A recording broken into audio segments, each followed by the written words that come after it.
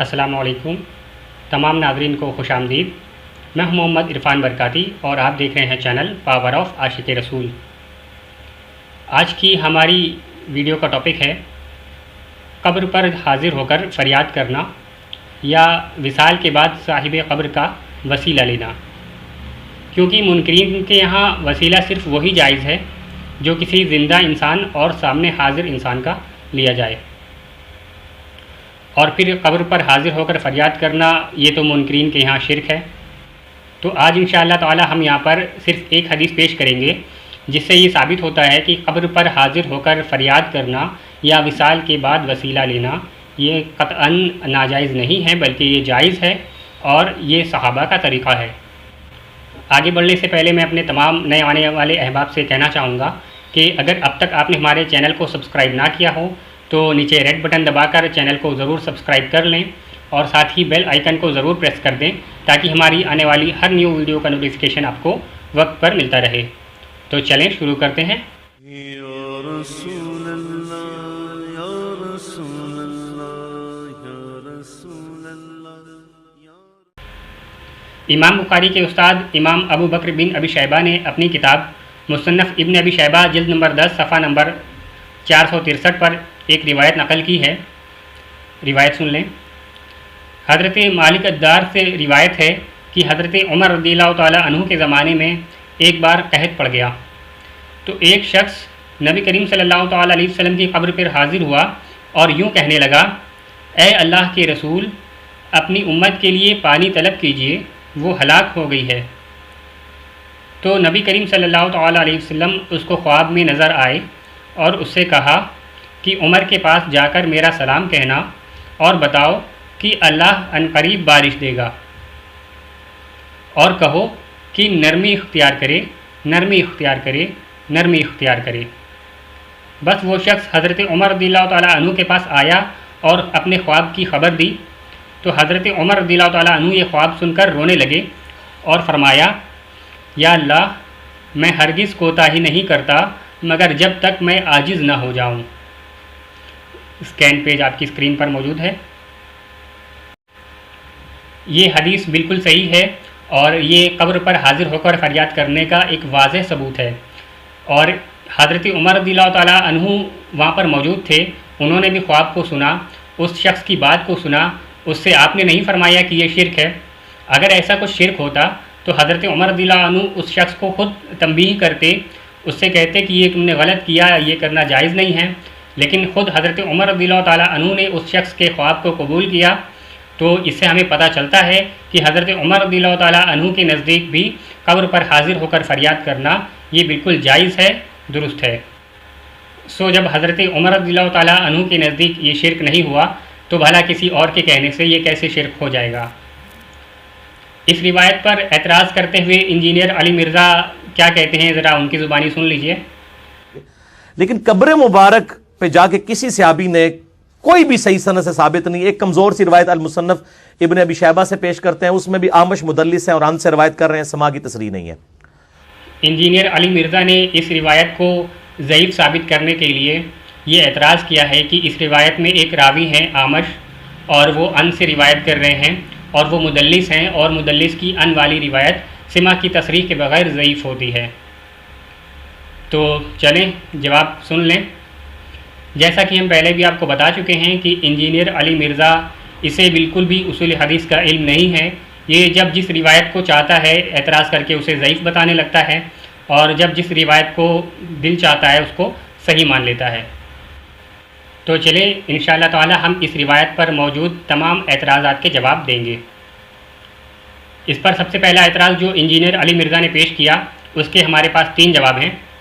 جواب نمبر 1 کہ آمش اگرچہ مدلس ہیں لیکن یہ طبقہ ثانیہ کے مدلس ہیں، اور طبقہ ثانیہ کے مدلسین کا ان یہ ضعیف نہیں ہوتا، اور اس اصول کو ابن حجر عسقلانی نے اپنی کتاب طبقات المدلسین کے صفحہ نمبر 13 پر بیان کیا ہے۔ ایک بار یہ اصول پڑھ لیں۔ جن ائمہ سے تدلیس کا احتمال ہوتا ہے اور ان کی امامت کے لیے ان سے صحیح میں اخراج کیا گیا ہے اور ان کی تدلیس بہت کم ہوتی ہے جن سے وہ روایت کرتے ہیں، یا پھر وہ ثقہ کے سوا کسی سے تدلیس نہیں کرتے۔ اسکین پیج آپ کے سامنے موجود ہے۔ تو پتہ چلا کہ طبقہ ثانیہ کے مدلسین صرف ثقہ کے ساتھ ہی تدلیس کرتے ہیں، اس وجہ سے ان کی ان والی روایت ضعیف نہیں ہوتی۔ اور اعمش کو بھی ابن حجر عسقلانی نے طبقہ ثانیہ کے مدلسین میں ہی شمار کیا ہے، اس کو بھی دیکھ لیں۔ اسکین پیج آپ کے سامنے موجود ہے۔ جواب نمبر 2، امام ذہبی نے اپنی کتاب میزان الاعتدال جلد نمبر 2 صفحہ نمبر 224 پر لکھا کہ اعمش جب ابراہیم اور ابو صالح جیسے شیوخ سے ان سے روایت کریں تو اس کو اتصال پر محمول کیا جائے گا۔ اسکین پیج آپ کے سامنے موجود ہے۔ اور ہماری روایت میں بھی اعمش نے ابو صالح سے ہی روایت لی ہے، تو یعنی جب اتصال ثابت ہو گیا تو تدلیس کا الزام بھی ختم ہو گیا۔ جواب نمبر 3 بھی سن لیں۔ خود اہل حدیث کے امام ناصر الدین البانی نے اپنی صحیح سنن ابو داؤد حدیث نمبر 982 پر اعمش کی ان والی روایت کو صحیح کہا ہے، اور جمہور کے نزدیک ان کے ان کو احتجاج کے لائق بتایا ہے۔ اسکین پیج آپ کے سامنے موجود ہے۔ اب ایک آخری الزامی جواب بھی سن لیں کہ اگر اعمش کا ان تدلیس کی وجہ سے ضعیف ہی ہوتا ہے تو صحیح بخاری میں اعمش کی ان والی روایت 100 سے بھی زیادہ ہیں، تو مجھے بتائیں کیا بخاری کی وہ ساری حدیثیں ضعیف ہو جائیں گی؟ تو ثابت ہوا کہ اعمش پر یہ اعتراض کرنا باطل ہے۔ اعتراض نمبر 2، غیر مقلدین دوسرا اعتراض یہ کرتے ہیں کہ اس روایت میں ایک راوی ہے مالک الدار، جن کے بارے میں یہ پتہ نہیں کہ وہ کیسی شخصیت تھے، ان کا حدیثوں میں کیا مقام ہے وغیرہ، تو پھر ہم ان کی روایت کو کیسے تسلیم کریں؟ تو اس اعتراض کا جواب بھی سن لیں۔ اس کے بھی ہمارے پاس 3 جواب ہیں۔ جواب نمبر 1، سب سے پہلے تو آپ کو بتاؤں کہ یہ جو مالک الدار ہیں، ان کو حضرت عمر فاروق اعظم رضی اللہ تعالیٰ عنہ نے اپنے دور خلافت میں خزانچی رکھا تھا، تو جن کی ایمانداری اور دیانت داری پر حضرت عمر رضی اللہ تعالیٰ عنہ کو اتنا بھروسہ ہے کہ ان کو خزانچی رکھا ہو، تو بھلا ان کے عادل ہونے پر کوئی کیسے شک کر سکتا ہے؟ جواب نمبر 2، اب اگر ان کی حدیثوں کی بات کی جائے کہ وہ حدیثوں میں کیسے تھے، تو میرے خیال سے صرف ایک حوالہ پیش کرنا ہی کافی ہوگا، وہ یہ کہ جو روایت اہل حدیثوں کے خلاف ہوتی ہے اس کو وہ ضعیف ثابت کرنے کے لیے کوئی بھی اعتراض کر سکتے ہیں۔ مثال کے طور پہ جب یہ روایت اہل حدیثوں کے خلاف تھی تو اس روایت پر اہل حدیث نے یہ اعتراض کر دیا کہ اس میں موجود ایک راوی مالک الدار جو ہیں وہ مجہول ہیں، ان کی شخصیت کے بارے میں علم نہیں کہ وہ کیسے شخص تھے۔ لیکن آپ کو بتاؤں کہ خود ناصر الدین البانی نے دوسری جگہ دوسری روایت میں انہی مالک الدار کی روایت کو حسن قرار دیا ہے اور ان کو ثقہ میں شمار بھی کیا ہے۔ حوالہ صحیح الترغیب و ترہیب جلد نمبر 1 صفحہ نمبر 551، اسکین پیج آپ کے سامنے موجود ہے۔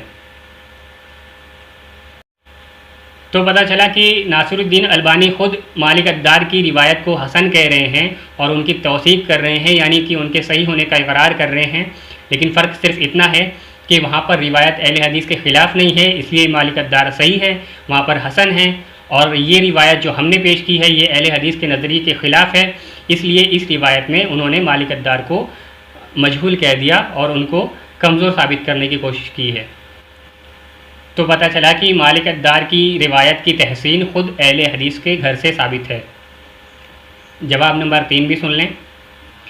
امام ابو یعلا الخلیلی اپنی کتاب الارشاد پیج نمبر 313 پر مالک الدار کو تابعی متفق علیہ قرار دیا ہے۔ اسکین پیج آپ کی اسکرین پر موجود ہے۔ ان کے علاوہ اور بھی بہت سارے محدثین نے ان کی توثیق بیان کی ہے، سو ان پر مجہول کا اعتراض کرنا باطل ہے۔ اس روایت کو کتنے محدثین نے صحیح قرار دیا ہے وہ بھی سن لیں۔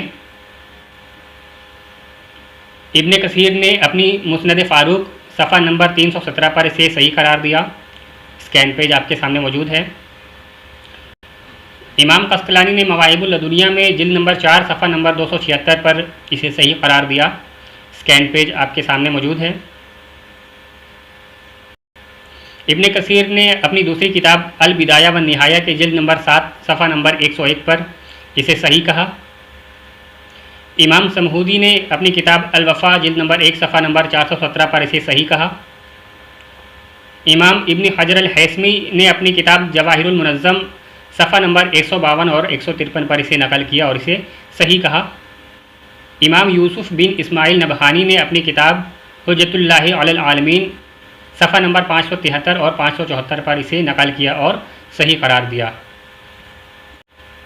تو الحمدللہ ہم نے اس روایت پر کیے جانے والے تمام اعتراضات کے جوابات دلیل کے ساتھ دیے ہیں، اور یہ ثابت کیا ہے کہ قبر پر جا کر فریاد کرنا اور وصال کے بعد بھی وسیلہ اختیار کرنا یہ جائز ہے، حدیثوں کی روشنی میں ثابت ہے۔